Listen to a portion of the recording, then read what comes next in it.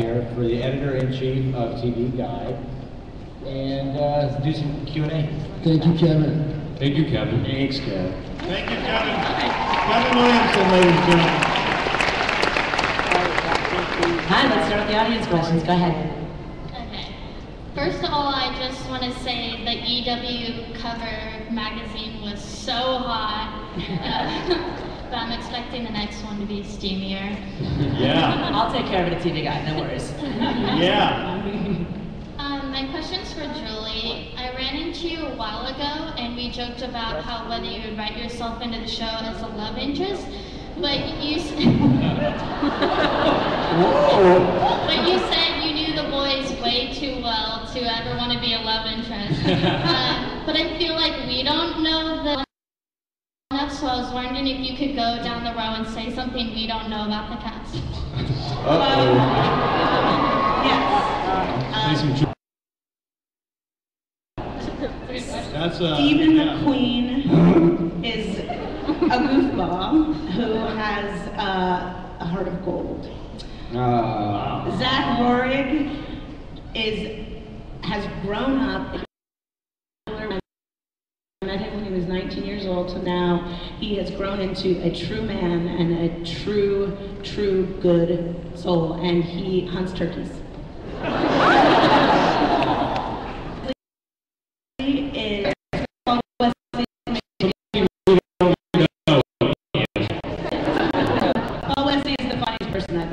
He is pretty good. Nina Dobrev.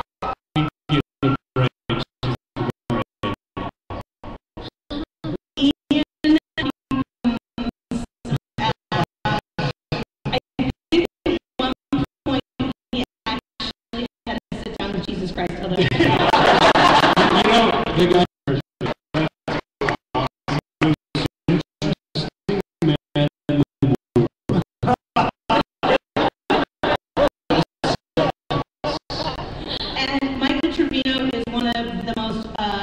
Loyal buddies to his friends. He's a champion of his boys, and he stands up for women too. And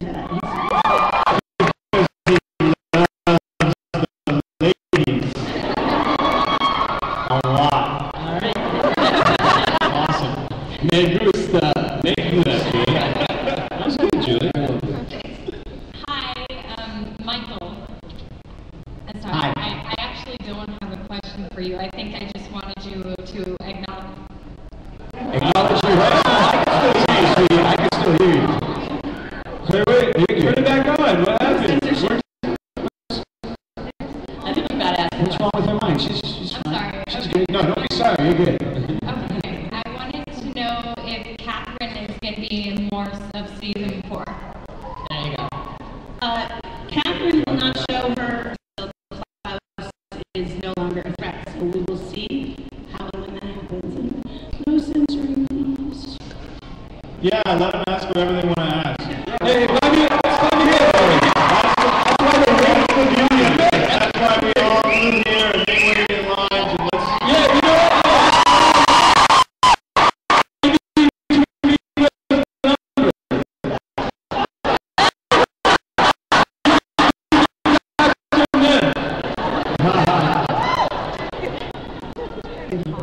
All right, next question. Go ahead.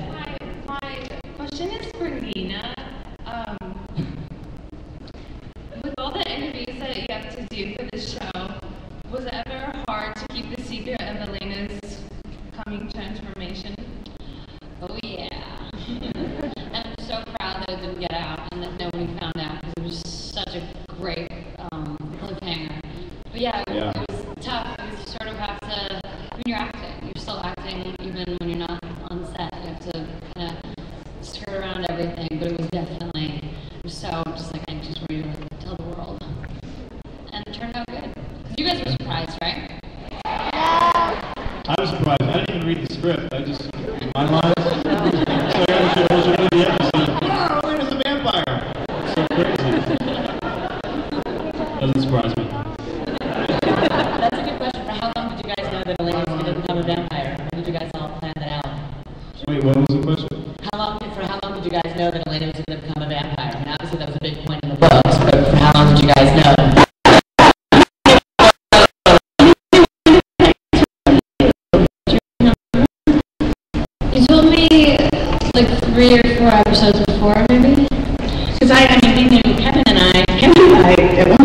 it happening in season 2. So it's been, and it's funny, the reason we could do it is because we pitched it as part of season 2 to the studio network, and everyone's like, cool.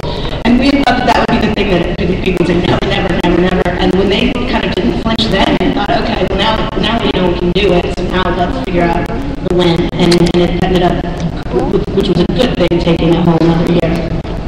Well, once we introduced class, yeah, we got that up and running there. You know, it wasn't time. Yeah, we waited. Well, I think you make for a great cliffhanger. Would you guys agree? All right, next question. Hi guys. Good. Hi. First of all, I just want to thank you so much for coming out here because we appreciate you guys so much, and I think I speak for all the fans when I say, you know, it's really awesome that you guys get to come out here and we get to ask you questions. Well, thank you. We're so happy. We really are. So my question is, with Matt Davis kind of leaving, I was really attached to Alaric, and I'm wondering if there was going to be if there's going to be any flashback episodes with him in it or anything. That's a really good question. He definitely has contractually with his other show permission to appear. We certainly don't like living in a world without Matt Davis as part of our family. So I would say that it's possible. It's possible. And it's certainly something that all of us would like very much.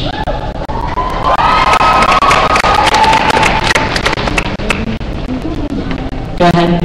Did you do it with that phone? Did you call someone? Speakerphone? Are you tweeting and talking? No, basically. I'm running squad from Brazil. You know, we have Vampire Diaries Brazil. Yeah.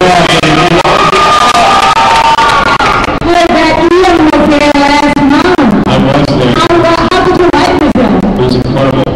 It was a lot of fun. The weird thing about Brazil is you get around on a helicopter because when you try and drive around, not everybody gets around.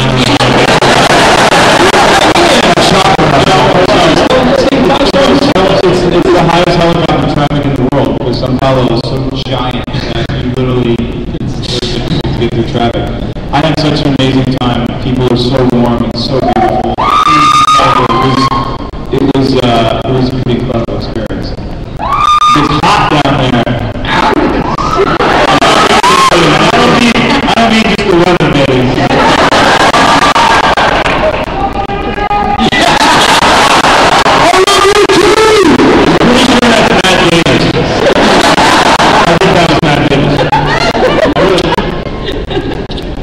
Go ahead, next question. Hi, first of all, I want to say I love your show, and I have a question for Julie. I know with Esther, she's had a mentor who's warned her about the consequences of becoming immortal and a vampire. But I was wondering how this mentor got that experience. Like, what was her role before she was a mentor? Wow, that's awesome.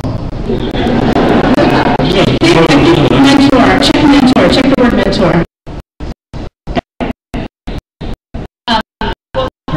The witch that teaches her, like Overbody, the black witch, somebody who helps her, her brains. You mean my main squeeze? Esther's teacher, the witch. Who was Esther's teacher? Oh, who's Esther? Oh! Amy? Yeah, okay. Well, Esther, we call her the original witch, but where did she come from, in fact? Who was before her, and where did that spell come from that she used to create original vampires? Exactly, thank you. And that's actually a good question, because that's a big question we're going to be asking this year. And